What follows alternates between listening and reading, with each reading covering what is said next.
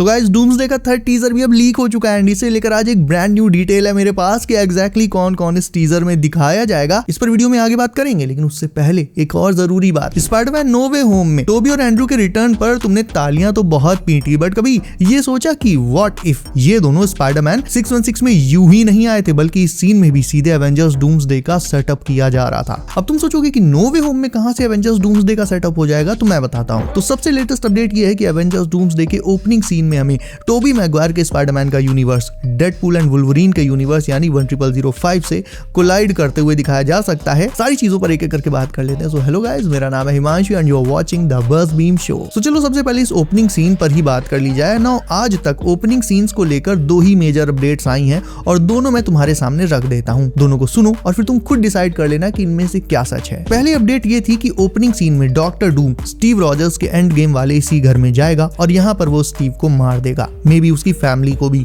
ना ये अपडेट कुछ मंथ्स पहले आई थी जब स्टीव रॉजर्स का रिटर्न कंफर्म भी नहीं हुआ था।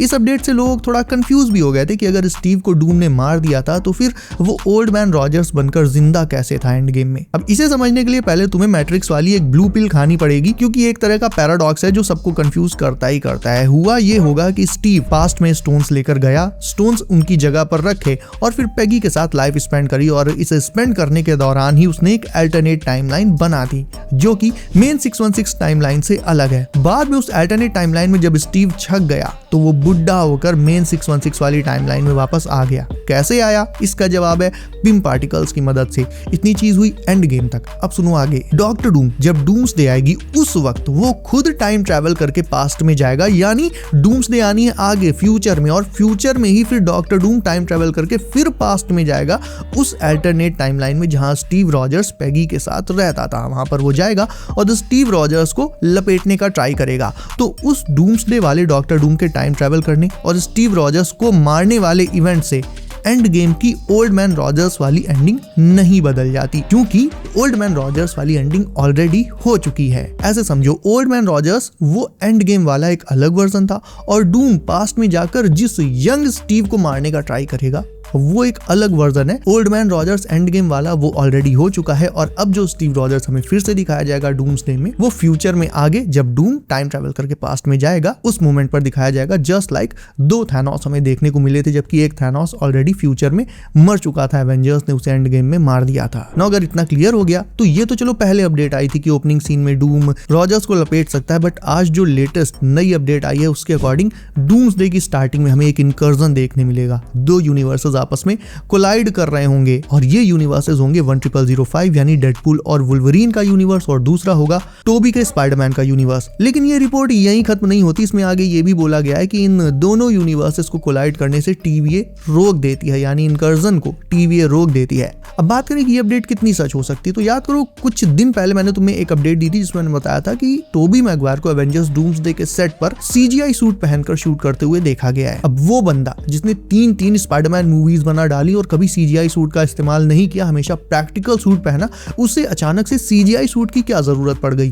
वेल क्योंकि ये टाइम की डिमांड है, क्योंकि डूम्सडे में हमें इनकर्जन्स दिखाए जाने हैं, हैवी बैटल्स दिखाए जाने हैं और ये चीज अब आज के टाइम पर देखा जाए तो प्रैक्टिकल सूट से उतने अच्छे से नहीं दिखाई जा सकती जितना एक CGI सूट में इफेक्ट्स को ऐड करके दिखाई जा सकती है। मे बी टोबी मैगवायर का जो सीन शूट हो रहा होगा वो इसी इनकर्जन के दौरान शूट हो रहा होगा, यानी उस पॉइंट पर टोबी को प्रैक्टिकल से ज्यादा CGI सूट की जरूरत पड़ेगी ताकि इनकर्जन के जो इफेक्ट्स हैं वो प्रॉपर्ली उन पर दिखाए जा सकें। तो इनकर्जन दिखाना है और प्रैक्टिकल सूट में वो दिखाया जा नहीं सकता सही से, इसीलिए CGI सूट में ही ये पॉसिबल है। सो आई थिंक ये अपडेट सच हो सकती है कि स्टार्टिंग में हमें टोबी का यूनिवर्स दिखाया जाएगा, इस बात का मुझे पूरा यकीन है। एंड लोकी के साथ TVA का भी इन सब में बहुत बड़ा रोल रहने वाला है। और थर्ड ट्रेलर की अब जो सबसे जरूरी अपडेट है वो ये है कि थर्ड ट्रेलर डूम को फीचर ना करके एक्स-मैन को फीचर करेगा, स्पेशली साइक्लॉप्स को। अब यहाँ पर मैं तुमसे ऑनेस्टली एक बात ये बोलूंगा कि ये अपडेट मुझे अपडेट कम और झुंझुना ज्यादा लग रही है, क्योंकि रिसेंटली जो डूम वाली अपडेट आई थी उसमें ये था, स्वीडिश रेटिंग बोर्ड या मतलब जो भी था वो, उन्होंने खुद ये कंफर्म किया था कि थर्ड टीजर डॉक्टर डूम का है और इतने सालों बाद एक्समैन को अचानक से एक अलग ही टीजर में फीचर कर देना, ये बात हजम हो ही नहीं रही है। हाँ, एक्समैन की जगह अगर डेडपूल और वुल्वरीन को फीचर कर देते इस थर्ड टीजर में तो बेस्ट होता, क्योंकि रिसेंटली इनकी मूवी भी आई थी, फैंस के माइंड में इनकी मेमोरीज बिल्कुल फ्रेश हैं। लेकिन एक्समैन, साइक्लॉप्स, आधी जनता तो साइक्लॉप्स को देखकर मतलब उसे पहचान ही नहीं पाएगी कि भाई ये कौन है। मतलब जो थोड़ा कैजुअल फैंस है वो इसे पहचान ही नहीं पाएंगे। वो कहेंगे कि यार ये लाल चश्मा लगा के नया क्रिकेट प्लेयर आ गया, क्या आईपीएल में खेलेगा। तो इस अपडेट को मैं खुद पर्सनली उतना सच नहीं मानता। मेरे हिसाब से थर्ड टीजर में डूम ही फीचर होना चाहिए, लेकिन हो सकता है डूम को सबसे लास्ट में यानी फोर्थ टीजर में दिखाया जाए। ये भी एक छोटी बट रियल पॉसिबिलिटी है, क्योंकि अल्टीमेटली डूम्सडे का जो मेन सेंटर ऑफ अट्रैक्शन रहने वाला है वो तो आरडीजे का डॉक्टर डूम ही है। बाकी हीरोज एंड विलन्स सब उनके बाद आते हैं। नंबर ऑफ टीजर्स लिमिटेड है, केवल 4, और दिखाना बहुत कुछ है। ऐसे में स्टार्टिंग के 2 टीजर्स जिनमें स्टीव रॉजर्स और थॉर को दिखाया गया, यानी 2 ओजी एवेंजर्स दिखाए गए। इस पैटर्न को अगर देखकर आगे बढ़े तो थर्ड टीजर में भी हमें तीसरा ओजी एवेंजर ही दिखना चाहिए, यानी RDJ, not as Iron Man but as Doctor Doom. क्योंकि एंड गेम का ये सीन तो तुम्हें याद ही होगा जिसमें हमें द बिग 3 दिखाए गए थे, और एमसीयू के द बिग 3 थे भी यही, स्टीव रॉजर्स, थॉर और आयरन मैन। तो स्टीव रॉजर्स और थॉर, इनका इन 2 टीजर्स में तो कमबैक हो चुका। अब बारी है आरडीजे की, तो उनका कमबैक होगा थर्ड टीजर में। तभी जाकर भाई ये बिग 3 वाला जो पूरा पैटर्न है ये कंप्लीट हो पाएगा। ऑल्सो बिग 3 की बात चली है तो एक और बात मैं तुमसे जानना चाहूंगा कि देखो, स्टीव रॉजर्स का रिटर्न एज स्टीव रॉजर्स हो रहा है इस पॉइंट पर। ऑफिशियली अब स्टीव रॉजर्स कैप्टन अमेरिका नहीं रहा, कैप्टन अमेरिका है सैम विल्सन। ठीक है, ये बात तो हम सब जानते हैं। इवन टीजर में उन्होंने कैप्टन सूट को एक बॉक्स में बंद कर दिया। दैट अलोन मीन्स कि स्टीव अब कैप्टन नहीं है। लेकिन भले ही स्टीव का रिटर्न एज स्टीव रॉजर्स हो, लेकिन स्टिल उनके वापस आने से मीशो वाले कैप्टन को कौन पूछेगा। जाहिर सी बात है ये एक बहुत बड़ी समस्या है, और शायद मार्वल वालों ने इसके बारे में शायद ज्यादा नहीं सोचा, क्योंकि जैसे ही सैम विल्सन अपनी पावर ऑफ फ्रेंडशिप वाली स्पीच से डूम को घुटनों पर लाने वाला होगा, स्टीव ऑन योर लेफ्ट बोलकर आएगा और उसके पूरे ऑरा की ऐसी तैसी कर देगा। देखा जाए तो इसका एक रीजन भी है, रीजन बहुत बड़ा है कि बहुत से जो लोग हैं वो नए कैप्टन अमेरिका से उतना कनेक्ट नहीं कर पा रहे हैं। अगर इतना ही कनेक्ट कर पाते